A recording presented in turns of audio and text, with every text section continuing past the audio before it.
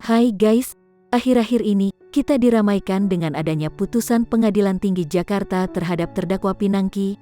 Sekedar diketahui kalau di tingkat pertama, terdakwa Pinangki telah diputus dengan pidana penjara selama 10 tahun.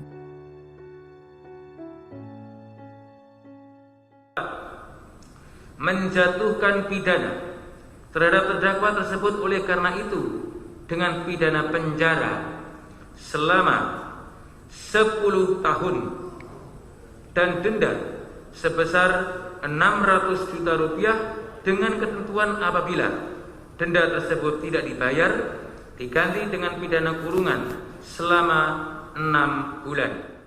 Putusan tersebut jauh lebih tinggi dari tuntutan penuntut umum yang menuntut terdakwa dengan pidana penjara selama 4 tahun. Atas putusan Pengadilan Tipikor Jakarta Pusat tersebut, penuntut umum mengajukan upaya hukum banding. Jika kita melihat putusan tingkat pertama tersebut dalam praktek jarang terjadi, hakim jarang memutus jauh di atas tuntutan, sehingga penuntut umum jarang mengajukan banding dengan alasan putusan jauh di atas tuntutan, kecuali jika hakim menjatuhkan putusan di bawah 2/3 dari tuntutan penuntut umum. Namun dari segi hukum, hakim bisa menjatuhkan putusan terhadap terdakwa melebihi dari tuntutan penuntut umum, sepanjang tidak melebihi dari ancaman hukuman maksimal dari pasal yang terbukti. Begitu juga penuntut umum berdasarkan pasal 67 KUHP memiliki hak untuk mengajukan banding jika merasa tidak puas. Hakim merupakan wakil Tuhan di bumi. Dialah sosok manusia yang disebut yang mulia, yang oleh negara diberikan kewenangan untuk menentukan nasib seseorang, sebagaimana dimaksud dalam pasal 12 Undang-Undang Republik Indonesia Nomor 48 Tahun 2009 tentang Kekuasaan Kehakiman. Majelis Hakim Tinggi PT Jakarta telah menjatuhkan putusan terhadap adanya permohonan banding dari penuntut umum terhadap perkara terdakwa Pinangki.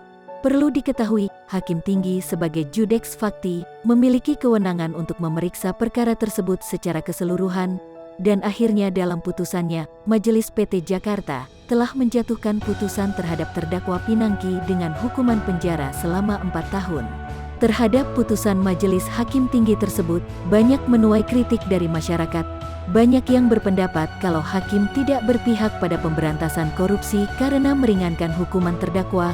Banyak juga masyarakat yang beranggapan putusan hakim tidak memenuhi rasa keadilan di masyarakat, padahal kita harus memahami betul bahwa hakim itu harus berdiri di tengah. Dengan ilmu, pengalaman dan kebijaksanaan yang ia miliki, ia harus mempertimbangkan dari segala aspek, baik dari segi kepentingan negara atau masyarakat bahkan terdakwa. Jikalau kita hanya melihat dari sudut pandang kita sendiri sebagai bagian dari masyarakat, maka kita tidak akan memahami maksud dan tujuan dari putusan hakim tersebut. Bukankah keadilan bagi seseorang merupakan ketidakadilan bagi orang lain? Dalam putusannya, Hakim Tinggi memiliki alasan berupa hal yang meringankan, yang menjadi pertimbangan hakim dalam mengurangi hukuman terdakwa Pinangki tersebut.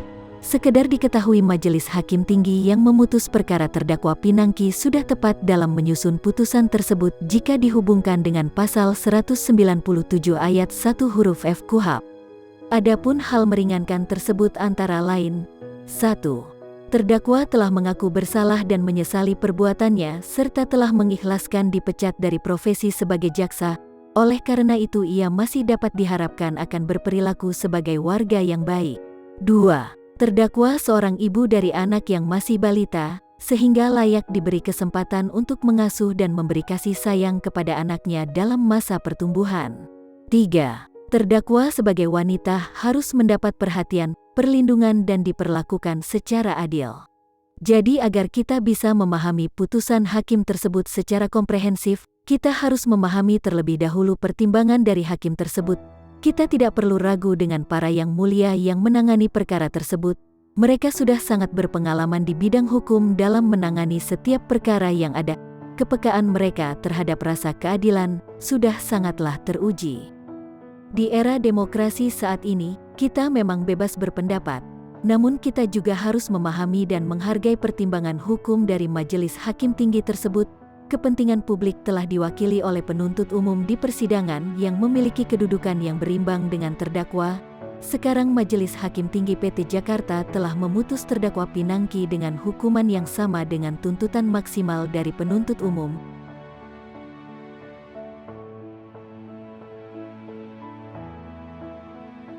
apakah penuntut umum akan mengajukan kasasi? Begitu juga dengan terdakwa yang telah dijatuhkan hukuman yang jauh lebih ringan, apakah akan mengajukan kasasi? Silahkan bagi yang telah menonton video ini untuk dapat memberikan komentarnya.